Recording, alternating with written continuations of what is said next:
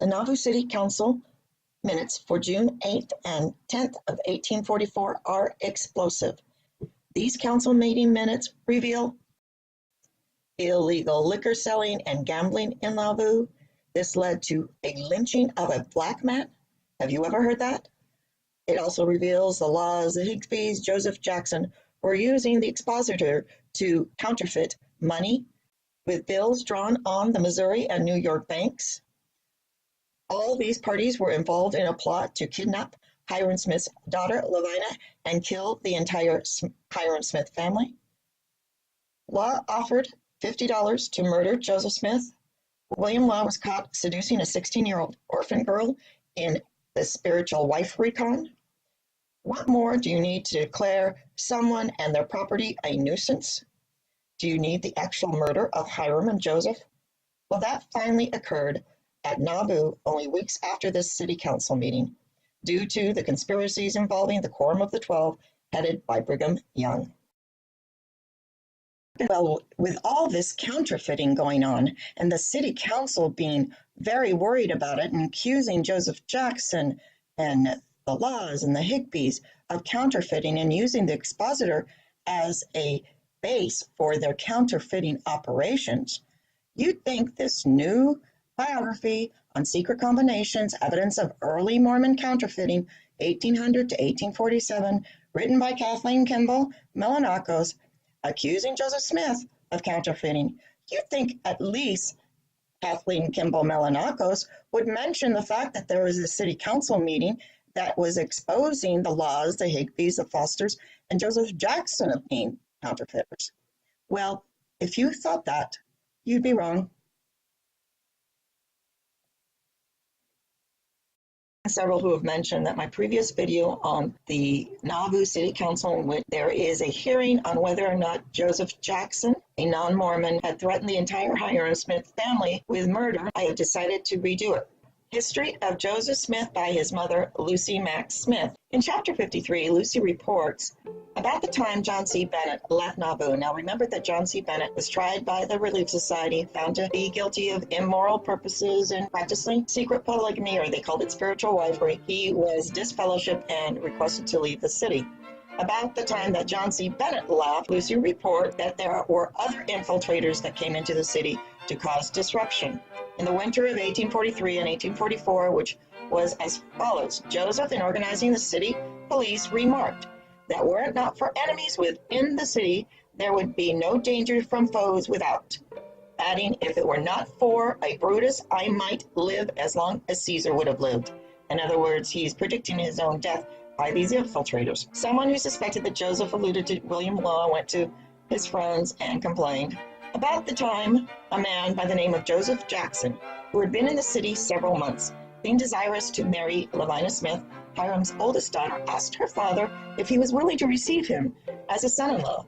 Being answered in the negative, he went and requested of Joseph to use his influence in his favor. As Joseph refused to do that, he next applied to Law, who was our secret enemy, that's William Law, for assistance in stealing Lavina from her father. And from this time forth, he continued seeking out our enemies till he succeeded in getting a number to join him in a conspiracy to murder the whole Smith family.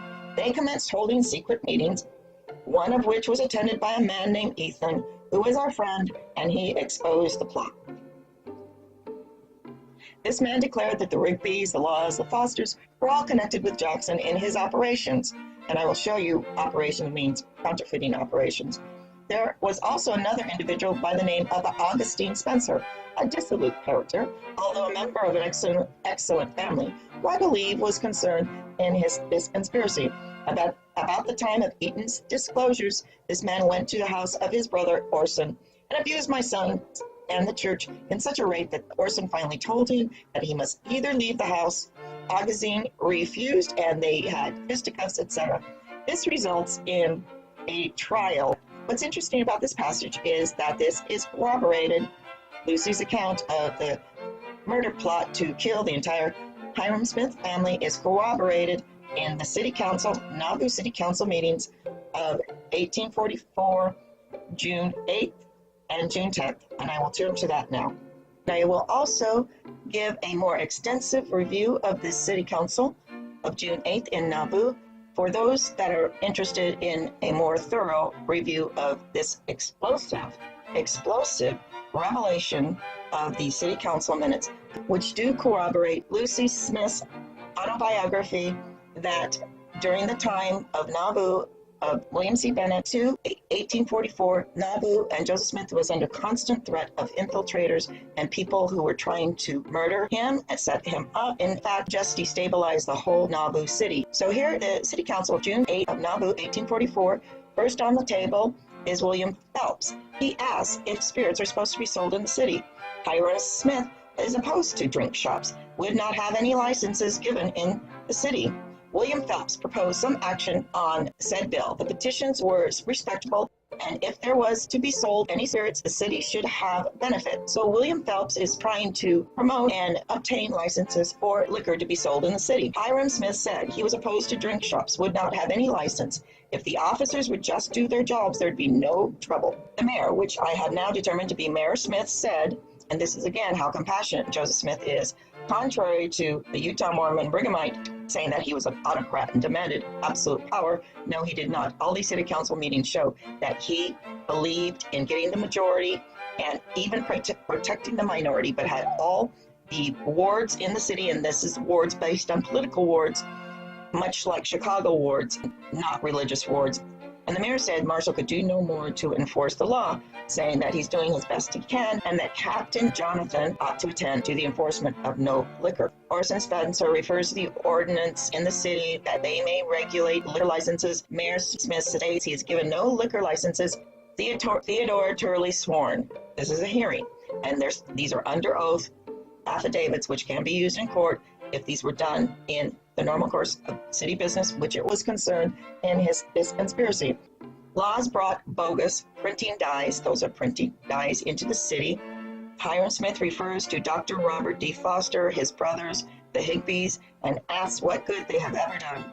Where is the first act of goodness done by Wilson and William Law? Hyrum states, when Joseph was arrested, the laws would have been rowed out of this town on a rail, but Hyrum, stopped it. Mayor Smith said that while he was arrested, Law pursued him for owing $40, and it took his last expense of money to repay William Law.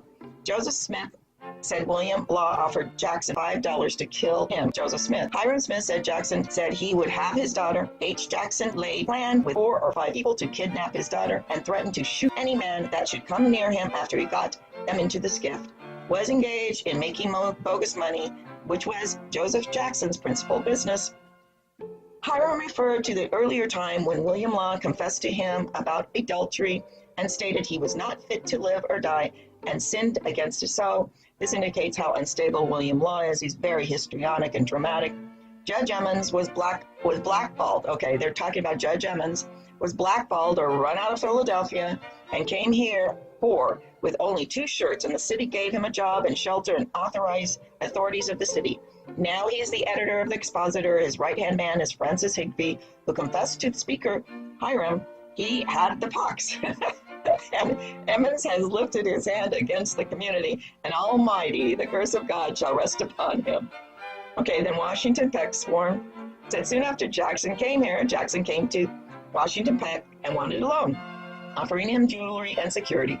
Soon after, a man from across the river came to him and offered a dishonorable living and said he would not, a dishonorable living, which is counterfeiting. And Washington Peck said he would not engage in it. Jackson said he was a damn fool. He could get a living easier than he was doing, making bogus bills, which is counterfeit bills. Some man high in the church was doing it, he said. Asked if it was Joseph, Jackson said no. He dare not tell of what he had said, and he swears Washington Peck to secrecy. He said Jackson swore it would be his death of the witness if he went and told Joseph Smith about this. So who are these higher men in the church? Well, since Brigham Young was charged with counterfeiting, we have to assume, or we can reasonably conclude, it's Brigham Young.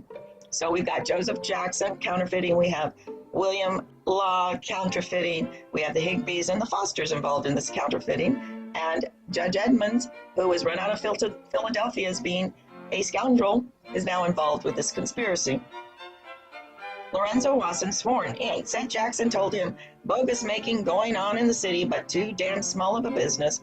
Wanted the witness, which is Lorenzo Wasson, to help him procure money from the general. Procure money for the business. He said the general, referring to Smith, was afraid to go into it. And he said, and he could get engraving for bills on the Bank of Missouri and one of the state of New York and could make money. Lorenzo S. Wasson, he would not do it. He said that if he proved to be a traitor, if he went to Smith, he would kill him.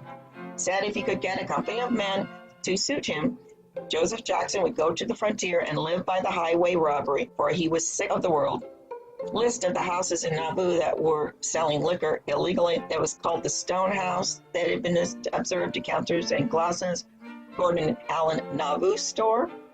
They observed men going away from Gordon and Allen Nauvoo store drunk. Grub and Ritchie City Bakery is observed having liquor. The Ashbury Brick House is observed selling candy, wine, and liquor. Mary's store also is seen selling wine and liquor, but no liquor has been sold at the Mason Hall. He said Beaches sells swall, drink, and gambling. And there is drink and gambling at the Morris House on Mulholland. The mayor moved that the police be instructed to investigate the selling of liquor in the city, that there be a legal complaint. The mayor called for all those that were selling liquor to be given the chance to repent. But he also indicated, and this is very explosive, that there was gambling going on in these places, or most of them, he believes, and that the lynching of the Negro originated in one of these drinking shops.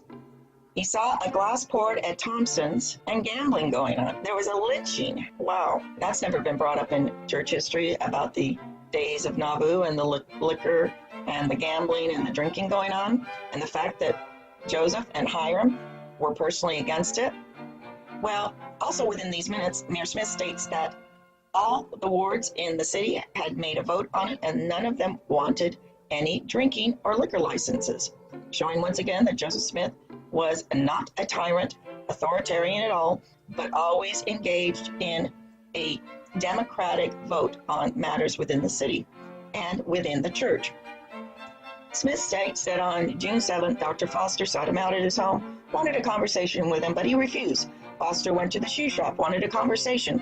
A letter read that Foster states the mayor promised Foster and the Laws another place back in the church if they came back. Lucian Woodworth sworn in, he said that the mayor was correct, that he had witnessed the whole event. He was at the mansion when he observed Foster and the general have a conversation. The general said he wanted witnesses to the conversation with Dr. Foster and would have a word with him and discuss the issue.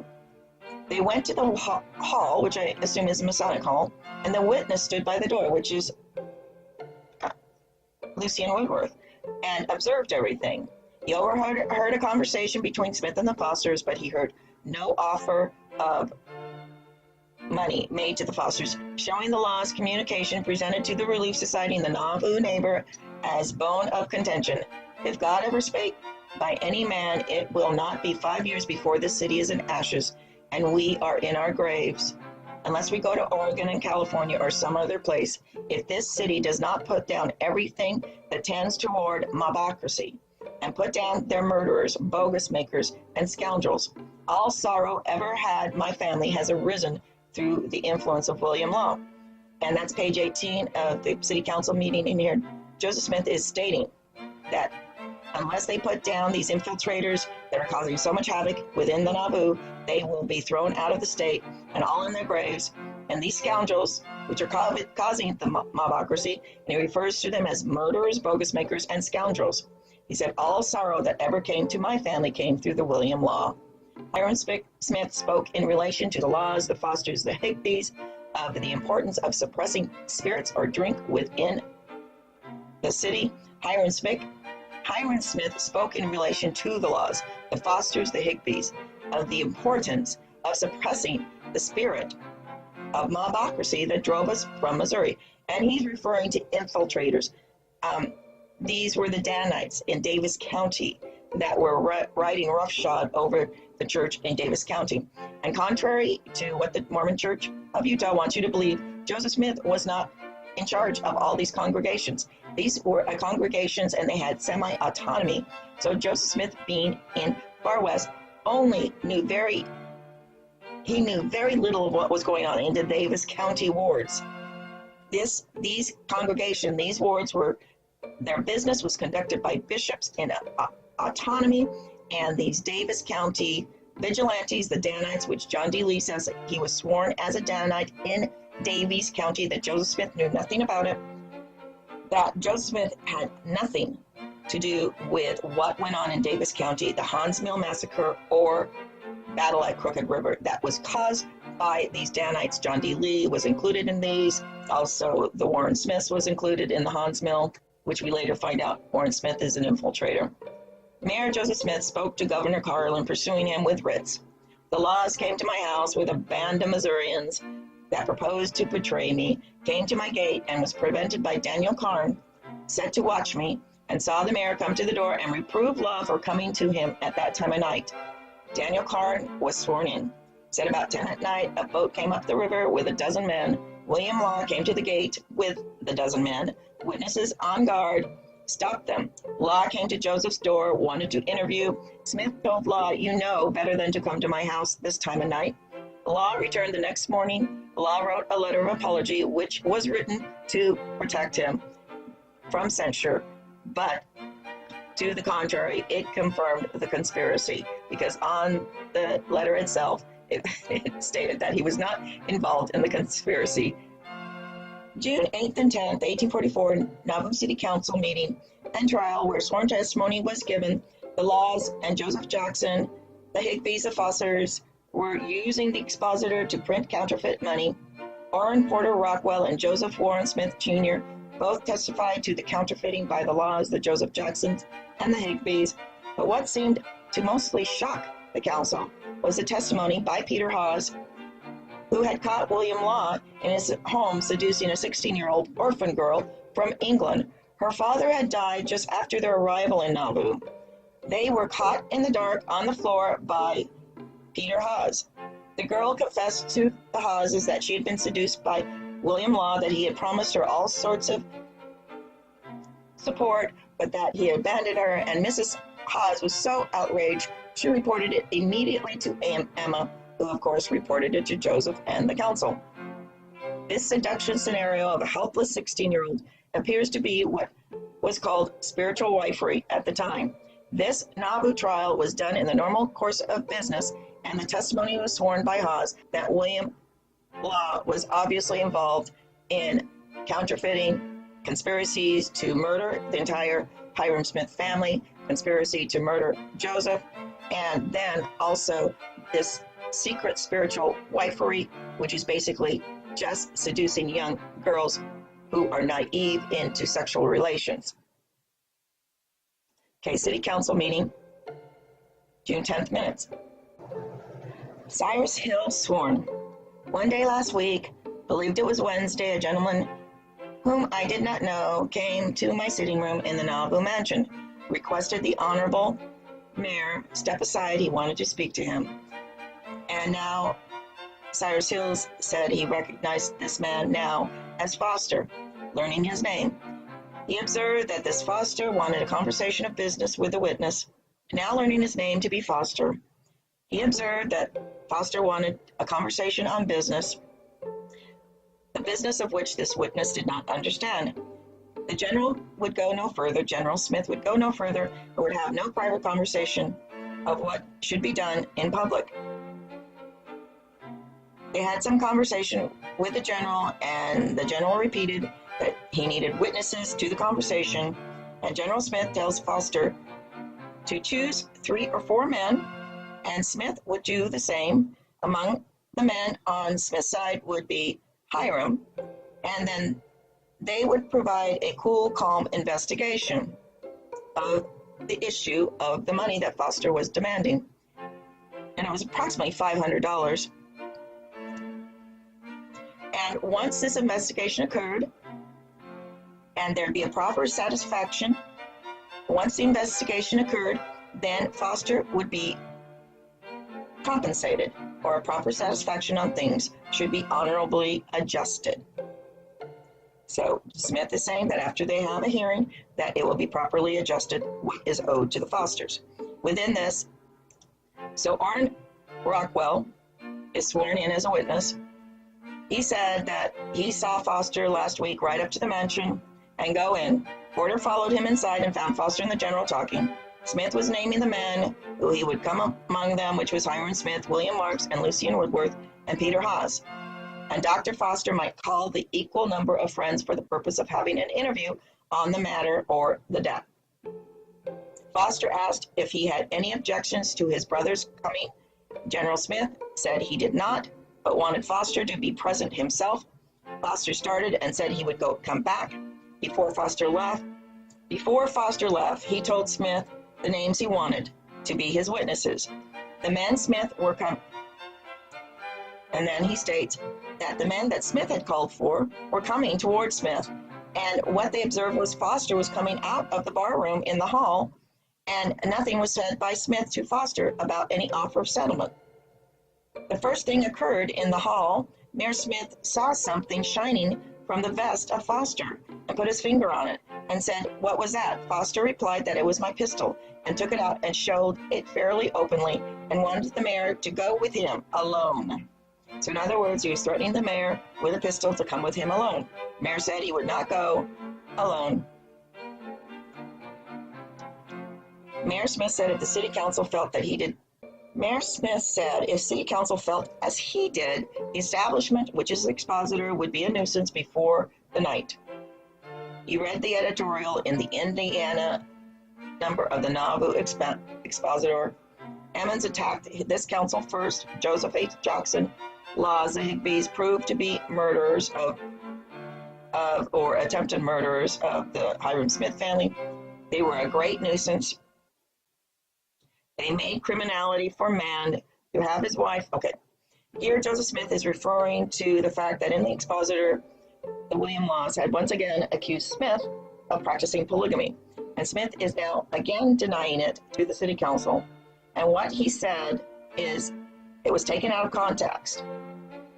That someone had come to him to ask him if there was marriage in heaven because the Bible states there shall be no marriage in heaven. And so Smith said that he would think on it to see if he received inspiration about the question and receive an answer. And his answer was yes, that all men should marry with view to marriage eternity, but that Smith never meant that a man should have more than one wife on this earth. City council establishment of the expositor would be a nuisance before night. Here is paper expositor exciting our enemies abroad. They are raising a mob to plunder. Okay, again, Mayor said he never preached the revelation in private or public. He's referring to polygamy, had not taught it to the highest anointed in the church, which may be confirmed. On inquiry of the passage in the resurrection, they neither marry. I received an answer for that question.